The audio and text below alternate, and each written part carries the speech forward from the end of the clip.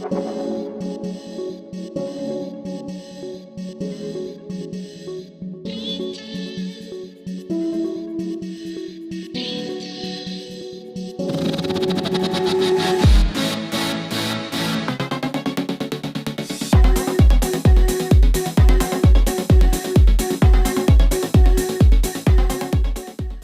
been really playing a lot of 9 ball and 10 ball of recent.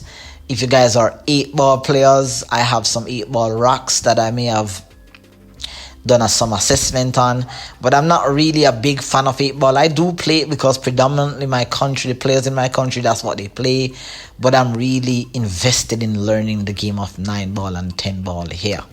Alright, so let's dive on right into the last couple of rocks here. A much better break there from Shane.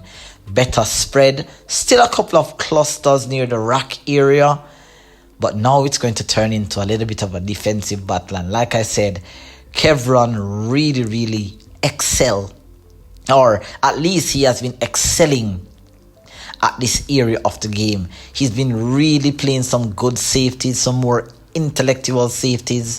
For example, look at this shot here where he hides the object ball.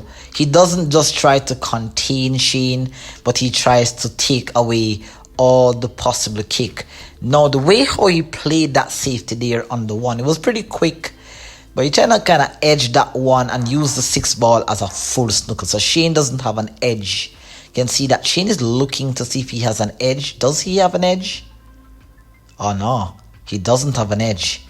So you can see there, and this is without criticism, you can see that Shane didn't take much time. I think that in Shane's mind, you can see that he's not really paying much attention to the rock. He just kind of gave up ball in hand. This is one of the things that I really think that holds back a lot of players' game. When you think that your opponent is not capable of winning the rock, you tend to don't pay the game much mind. And this is something that I've stopped doing. This is truly something that is mentally not good for your game, physically not good for your game, because you're thinking that your opponent is not going to really run out. So there's no need for you to really look at what your opponent is doing. You're just gonna play any shot that you feel. And this is not a direct criticism towards Shane. I constructively criticize pool players. I really don't try to tell you what to do. But you saw it for yourself there where Shane gave up a ball in hand and he didn't really look back at the table until it was his turn. And I feel like that's a huge mistake, because you have to learn from why you make your errors. And there you can see he just went down. He just wanted to make contact with the one. And that's something that we need to definitely add to our game. Kicking with intent. Kicking with purpose. You can't just kick at an object ball and just hope to get lucky. You're going to get unlucky more often than not. And so Kevron knows this about Shane's game. I know this about Shane's game. And it's something that we've definitely been using as an advantage. And I know that Shane is perhaps listening to this commentary. So now you know what we have been using as a weapon against you. It's either you're going to work on it, or you are going to be suffering the consequences of your actions there. So Shane, that's just my constructive criticism towards what we just witnessed there. Let's jump right back into the rack here. Kevron got an opening here. I don't think that he was trying to run the rack. I think that he was just trying to get himself into a position where he could try to develop some sort of strategy towards, because the rack wasn't runnable from the beginning.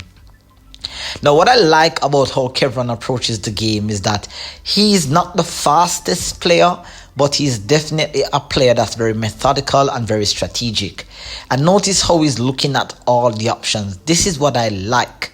I mean, yes, he could do it a little bit faster, but like I said, we are in a learning phase. We are all in a learning phase.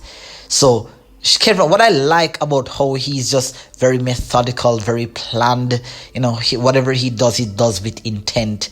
And so when you do those kind of things, you often get results like this. Oh, what a beautiful shot there. Excellent recovery shot there. Not sure if he used a system particularly, or that was just feel, but definitely that was a great recovery there by Kevron Campbell. Really, really nice shot there. Now, of course, the rock you can see is a very difficult one. So asking Kevron to run this rock is asking a lot. And I'm not even sure if he has a pretty good pot here on the 3. Let's see what he does here. He looks aggressive. His bridge length is long, so he looks to be going for the pot. Let's see if he will make it. Oh, that was nice. Oh, that was nice. Little bit unfortunate though, because the cue ball bumped into the nipple of the side pocket, sending it into a complete different direction here. Now Kevron is hooked on the 4. So, couple of recovery shots there by Kevron. Now he has to try to be strategic about how he's going to construct a safety. Now, it seems that he can see an edge, or is he kicking from behind? I'm not sure. Oh, he's seen a little edge, but wasn't good enough. Wasn't good enough. Yes, he has left distance on the 4. And like I said, Kevron knows that Shane is just going to go for an attack. Shane rarely plays, when he plays safety, and this is based on my observation, when he plays safety, he plays safety most of the times when there is no other choice. He's such an offensive player here. But now he played an intelligent shot a while ago. He was trying to play the combo on the 9, but look at where the cue ball landed. Was he trying to play a two-way shot? I'm not so certain, but he really contained Kevron there, and Kevron once again was trying to play one of those finesse type safeties, almost hook Shane there, and that would have been a brilliant safety. So like I said, guys, in the beginning of this video, everything was here, but a lot of improvement you can safely say that you guys have seen a lot of improvement in how both Kevron, Shane and I are approaching the safety aspect of the game. Some of you guys may think that it's luck, but again, like I said, you guys are watching, you'll know if it's luck or not. That particular one there, Shane was definitely on the offensive, and he definitely just missed that overcut. I think I played also a similar shot like that as well, where I missed the cut and the cue ball went back onto the short rail. So again, as I said, sometimes when you're playing good, you're going to get lucky here. Now Kevron tried to go for the bank. He banked at the 9. Well, he banked at the 4 and the 9 pots. And of course, you guys know the rules in 10 ball. If you fluke a shot, it's your opponent's decision to let you back to the table or to accept the shot. Shane is never going to give back Kevron this type of shot here. And once again, Shane is so aggressive. He's going for the breakout there on the 5. Didn't get the breakout. Not sure if the 5 passes, but let's see what he does here. He tries to play another containing safety. So not too bad. But Kevron is in a really, really strong position. And I can almost immediately see what he's going to do here. He has a couple of options. He can play a cue ball safety behind the 10.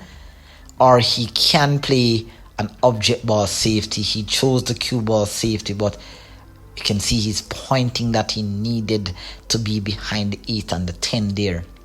So definitely, Kevron, I know that you need to work on the more precise zone where you want the cue ball to land.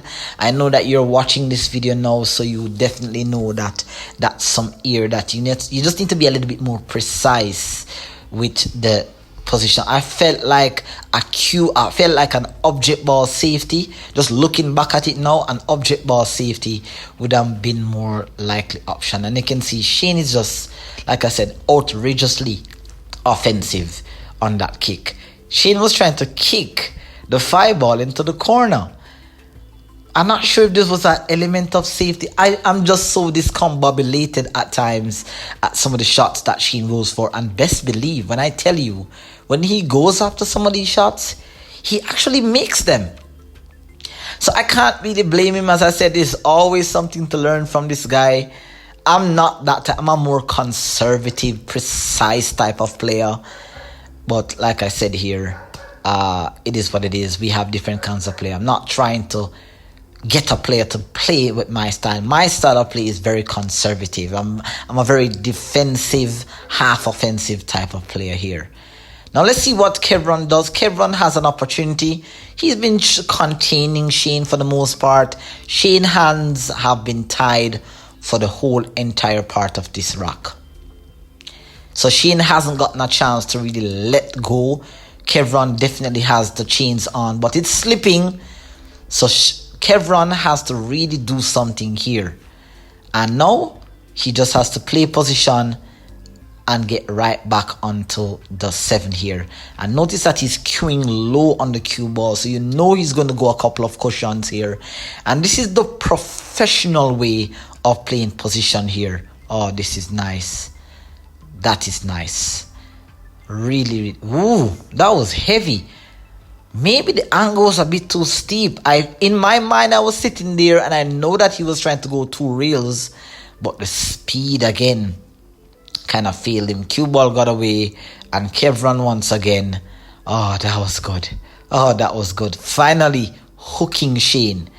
And now you're going to see what I was mentioning to you earlier, guys. It is so imperative that you guys invest in your kicking. You need to invest in your kicking.